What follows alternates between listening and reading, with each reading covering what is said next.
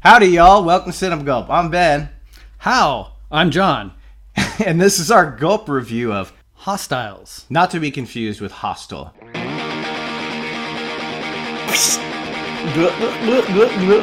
Well, Hostiles is directed by Scott Cooper, who, if you know, has done a couple of decent movies with extraordinary performances, like Crazy Heart. Oscar-winning performance for Jeff Bridges. Right. What was it called? Behind the Furnace? Out of the Furnace? Which was another Christian Bale movie. I think that was an excellent performance for him. And then Black Mass, which I think was a big misfire with, again, probably the best Johnny Depp performance in the last few years. In recent years, yeah. But the film just fell apart from the get-go for me. Well, I think it was a Scott Cooper film, and we'll talk about what that's like. But this one, to me, is his biggest step forward. It's not a masterpiece by any stretch of the imagination, but this is, to me, his best effort as far as just how the story meshes. Again, he gets great performances, and we'll talk about those, but we got Rosamund Pike in here. Do more movies. I don't know where she goes between all these awesome performances she gives, but she needs to do more things. So yeah, a lot of the things I felt missing in other Scott Cooper films that didn't quite get it to that next level, like Out of the Furnace was close, but it didn't quite get there for me. And Crazy Heart I don't remember, except for Jeff Bridges throws up in the toilet in his tighty whities a lot. I actually really like Scott Cooper's movies to some degree. I think Out of Furnace was really good. There's things about Black Mass that I really liked. But too. I think what stands out most from him is the performances he gets. I think even in Black Mass, I gave Joel Edgerton an Oscar nomination on my list because I thought he was strong. He was good. But Depp didn't make the list, but you know that he still gave, as we said, one of his better performances over the last few years. And so I think that's kind of Scott Cooper's best thing that he brings is he's a great director of actors. And every film that of the four that we've seen of his have had Oscar caliber performances, in my opinion. Christian Bale was definitely an Oscar snub in this movie, in my opinion. He is so good in this movie. He's really powerful, but also subtle at the same time. The second that Christian Bale comes on screen, you can tell he's lost in the character, and you don't see him. Right when you see him, you no longer see him. You know what I'm saying? With his mannerisms, like he's just wiping the tobacco out from his underlip with his tongue, and just his silent demeanor, where what they're doing is just awful to another human being, but he's so cut off from that emotion, and then the further you get to see him, and then there's this really great. I don't want to say monologue, but between him and Rory Cochrane, who is another standout. Be prepared for a lot of monologues. Yeah, but they're all really good, and they're really close up. They are really good. That's the thing, that you get really great performances in these scenes, but the pace of this movie just drags, in my opinion. And but see, I think that's why I'm saying that is a staple of Scott Cooper. It really takes its time with these monologues and these discussions between two characters. Many of them are the best parts of the movie, but some of them are what make the movie drag, in my opinion. So basically, Christian Bale's character is tasked by his commanding officer to essentially take a road trip and escort this Indian chief, Yellowbeard, I think. Yeah, New Mexico to Montana. To Montana, something like that. One of those fucking places. There's a history there between Christian Bale's Captain Blocker and Wes Studi's Yellowhawk is actually Chief Yellowhawk, yeah. And you don't really know what that history is, and I don't really think you completely find out. When it came to the Indian characters, I feel like they're kind of left on the sideline. You don't learn enough about them.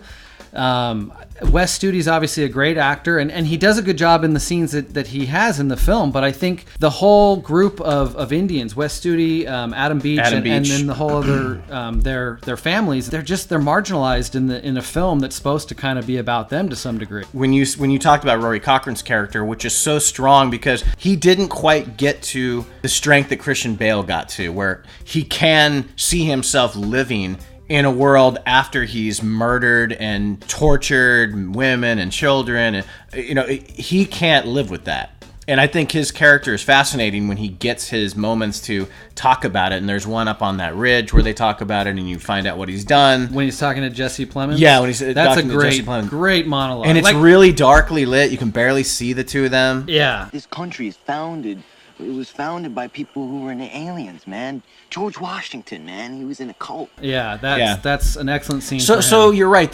They did give the meat the dialogue and the characters, because these side characters have stories. And yeah, I guess you're right. The Indian, like even Adam Beach, who's been an actor for a long time, doesn't really have a monologue. It doesn't really say anything. But really strong performances by Stephen Lang.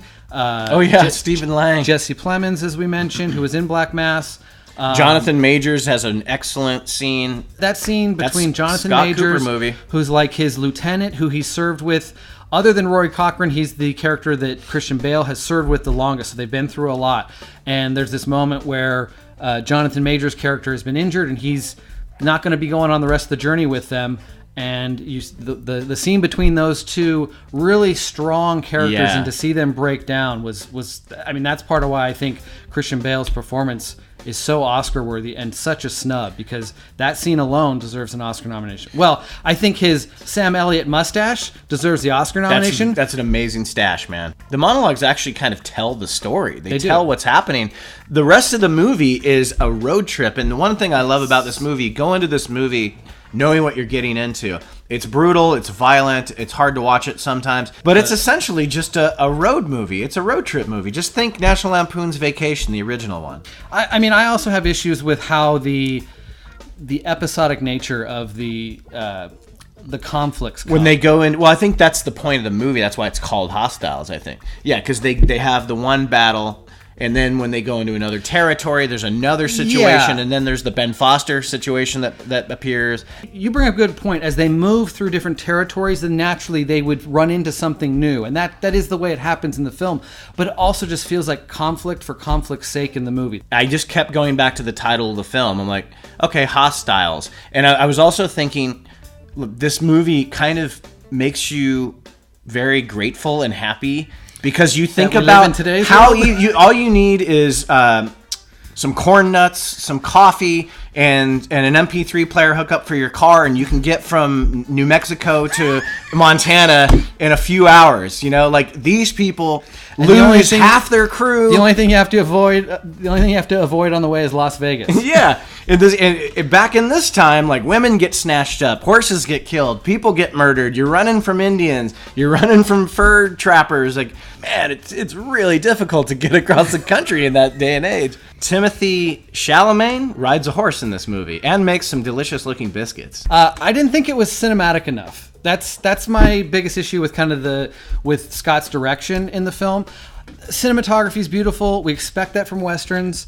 If you point a new digital camera at a mountainside in Montana, you're going to get a beautiful picture, I'm sure. And this movie, it looks great. I love some of those scenes with the lightning, perfectly timed lightning. I don't know if that was added or whatever. Great use of the atmosphere in the film. But when it came to just staging some of the scenes, especially any of the scenes that are supposed to have tension and feel visceral, I did not get that at all. I just thought it was kind of poorly shot at times. The opening scene of this movie is the epitome of stabbing your senses in the gut with a Bowie knife, because it gets you locked immediately. You have to get just sucked into it going, oh my God, that was crazy. And this movie succeeds big time with the opening 5 minutes of the film. And that's why I was so engaged with Rosamund Pike's character, and the way the film starts with a scene with her character, and then you don't see her for a bit. Thankfully, Christian Bale comes right in the next scene, and he's so engaging that it keeps me going right there. But I was kind of like waiting for her to come back in the story, because that opening scene sets it so well, where you're just like, I got to know more about what's happening with this woman. And when you see her, it shows you a new Captain Blocker.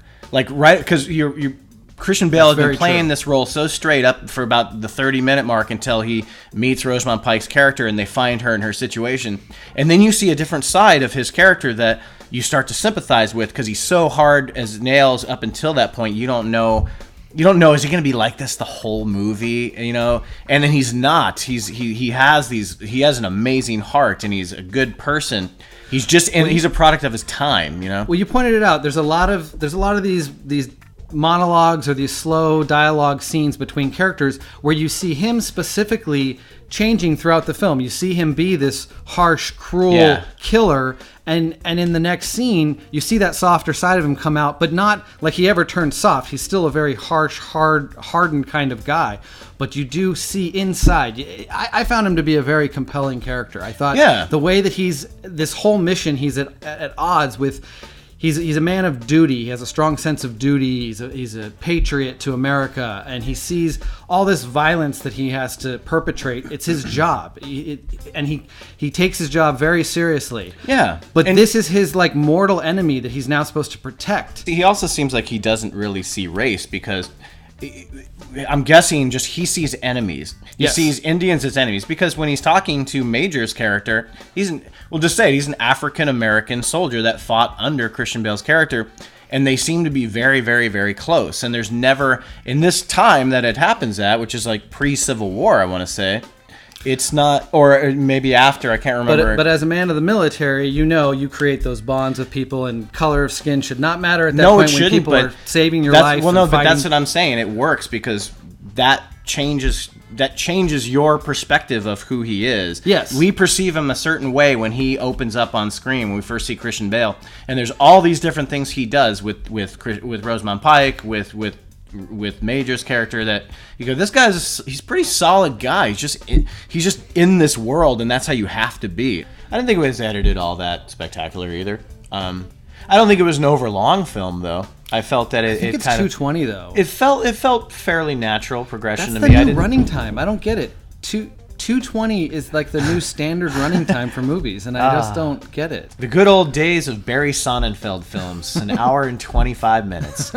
Rosamund Pike's character is altogether its own character piece. We don't know who she is before this happens, but we get a setup that she's a mother and she lives on a farm. Yeah, she has a nice progression where she gets tough as nails, and she's holding guns and holding her own and capping motherfuckers. I mean, once you've seen the film and you know what her character goes through right from the start of the film to where she makes it by the end of the film, she's a very broken character and dealt with a lot, but you see her resilience start to come throughout the journey, and by the end, she's come around. There's two issues I have with the ending. One is I don't understand, and I know this is adapted from something because it says written for the screen. I think it's adapted from a video game. That's why it's so good.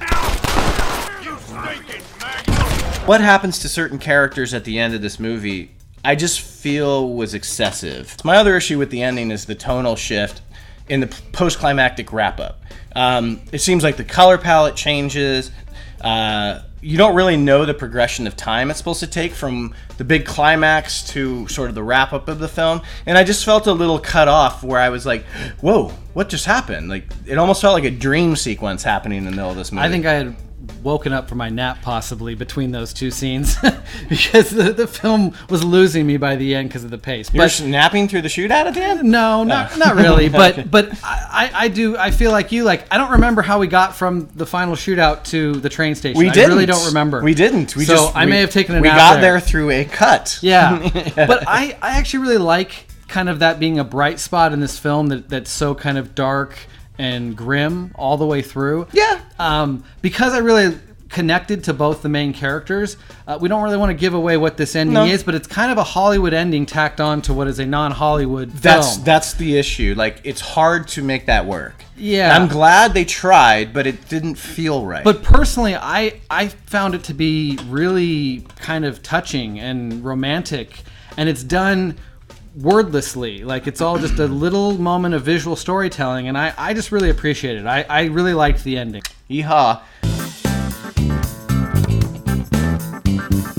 If you like a movie with a lot of brutality but doesn't feel like some kind of excessive torture porn movie, then this is one of those movies that walks the good line, kind of like Detroit. It's hard to watch, but it's effective and it's done with taste, and it's done to give you the circumstances and the fear and the dread of the story. I respect the film a lot, and I think Scott Cooper's really moving forward with his career, in my opinion. So I'm going to give it 7.75 gulps. The performances are definitely the selling point of this movie, worth the price of admission, I would say, just for Christian Bale and Rosamund Pike's performances, but it has so many other great gems all throughout the cast. I was engaged in this film because the dialogue is interesting and really well performed and well written in these monologues. I just felt that it created pacing issues in the film overall. So my score is going to be a little bit lower. I'm going to give it a 6.25. If you like this review, please remember to click like, subscribe to Cinema Gulp today.